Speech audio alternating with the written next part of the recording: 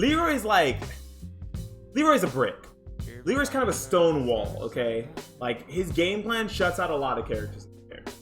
But when I say stone wall, that has two meanings. The other meaning is that he also can't fucking move as Leroy. Like, you have a backdash, you have a forward dash, you have a sidestep, whatever. You have all those things.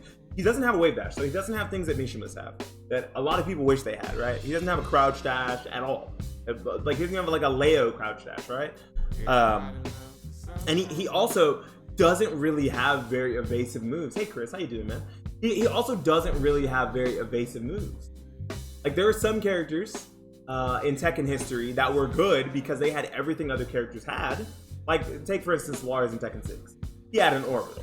He had crazy high damage combos. He had, and they were very simple too, apparently, from what I remember. And he had really solid evasive moves and movement, right? So if you didn't know how to move as Lars, feeling ones is Sammy, yeah. If you didn't know how to move as Lars, it didn't matter because you had like this crazy evasive movement. Leroy doesn't have that. Leroy doesn't have baked in movement and baked in like amazing strings, okay? Like, he has like 2 of the 3 things that make a really, really powerful character in Tekken. But he doesn't have all of them. That's the big thing right there. Fakumram.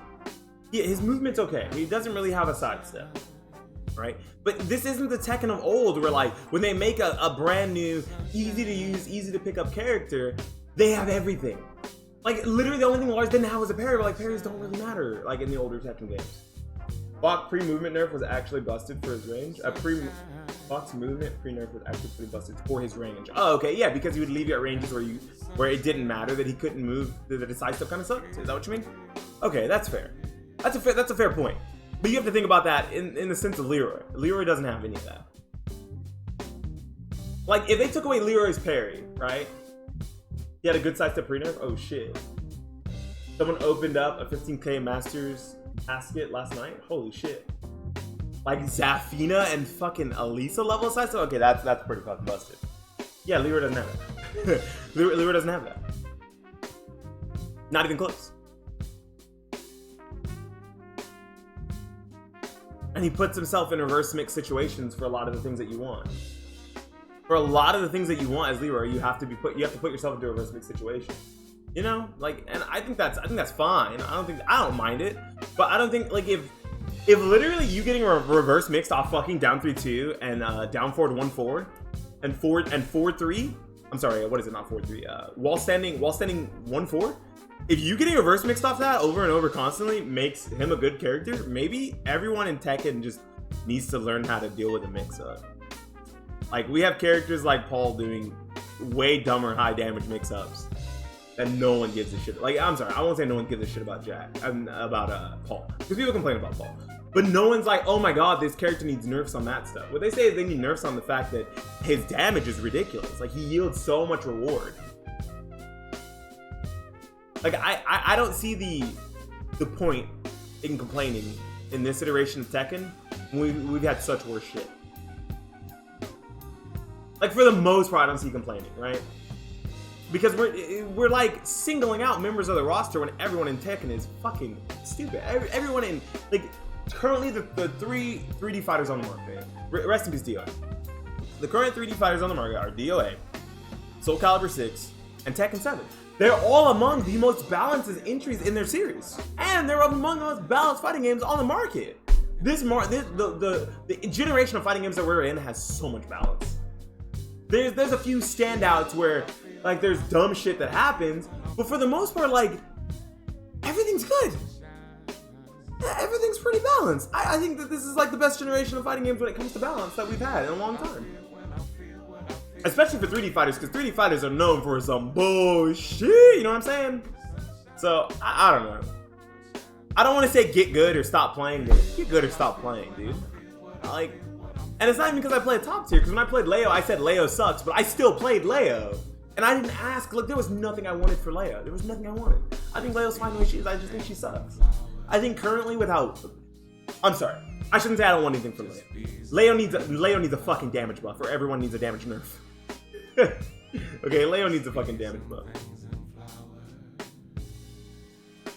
Yeah, I think every character in fighting games right now has some extremely cheap shit and you're gonna abuse that cheap shit.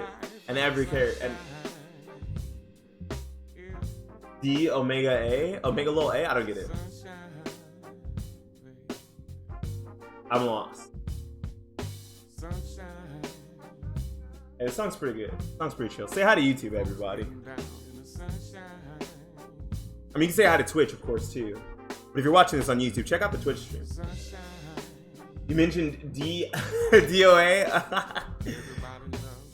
DOA is pretty balanced. People do. Let me look at a DOA tier list right now. People do say that like the current tiers for DOA are like skewed towards the faster male characters and female characters. But like I think that's just how most fighting games are. I don't think like solo characters usually ever prevail. Also, I like Dead or Alive 6. I will say that there is some of the there is some issues. I don't want to look at ranked boost or. Let's try tier mate. Who made this? Let's see who made this one.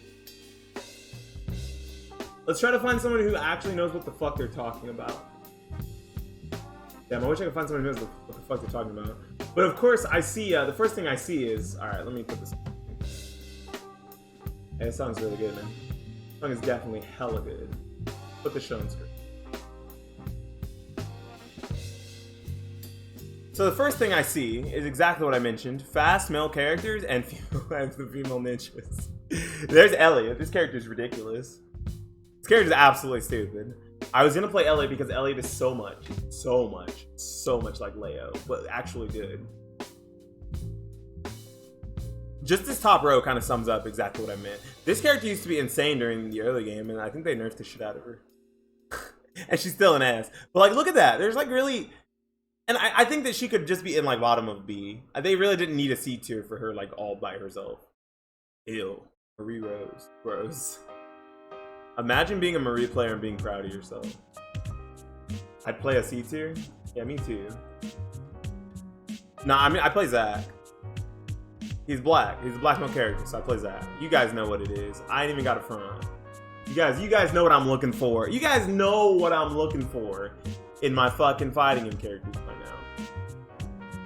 The bigger thing that I like to hear is, you know, if Zos and Leroy weren't broken, you wouldn't play them. If they got fucking nerfed to the ground. I'm gonna let you guys know right now that when the game first came out, people thought Zos was bottom 3. People thought Zos was bottom 3 because his strings didn't work and fucking Super pushed you out. So if you did a button from like a mid-range, you would get blown back like a GI. You wouldn't get sucked into it.